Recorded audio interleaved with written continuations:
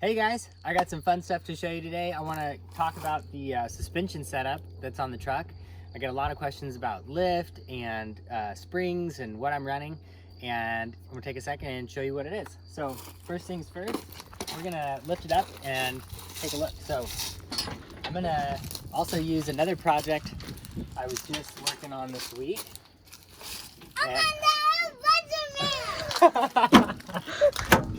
Christian, you ready to show him the jack? Oh yeah, bud. Oh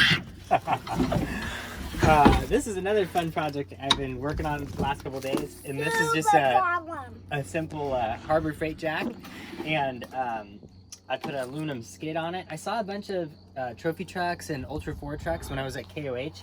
They just had basically this exact setup. You can buy an aluminum skid plate. I think Rough Stuff Specialties sells a plate and also like a locking system.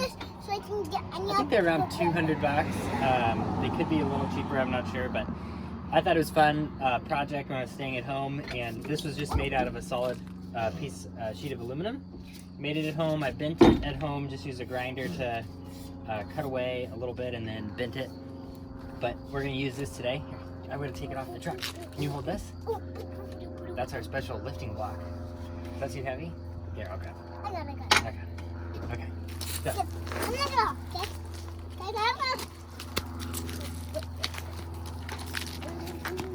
Okay, ready to lift it up? Okay. Oh no, you can't be lifted up. I gotta lift the car up. No, don't. So the advantage of oh, you're gonna do it? Okay, screw it in. The advantage of having a skid plate instead of wheels is that you can slide it around on the ground, and then you can also, oh you gotta watch out. You can also lift on like sand and mud and dirt, whereas like the normal jack might sink in and lower as you're lifting. The foot of the aluminum skid plate gives you like a solid surface to jack on. So, whoop. You need a little block of wood. This goes right under the axle here. Ready, bud? Yes, ready. Okay, go look from the other side. Wait. Right over there. Right here? Yeah. Oh, Oh, hold on, our block fell off. Oh.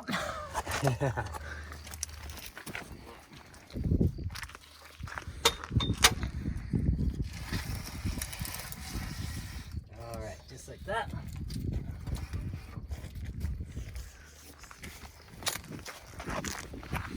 So the leaf spring setup on the truck is, is actually super simple. It's the stock leaf pack, and then an extra stock leaf pack I found on Craigslist, which I got for 40 bucks, and basically just made my own leaf pack. So I'm gonna take this off real quick and I'll explain to you how it's put together.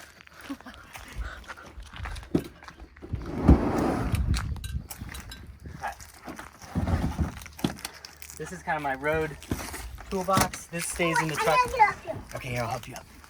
This stays in the truck with me all the time. Right, Christian? Yeah. It's a Pelican Case 1600. I have some other videos that kind of show how I use them. Yeah, we can use that. We need this air hose. And we got this guy. And since we're running a homemade air system, I've got a tank on here, and we're gonna use this. I need to do a better job of Teflon tape on all the connections. We won't have any leaks. But I can already hear you guys saying, don't use don't use this one. You need an impact rated socket, which is true. I don't have one. I want to go pick one up probably after this video. But okay, Christian, jump on down, bud.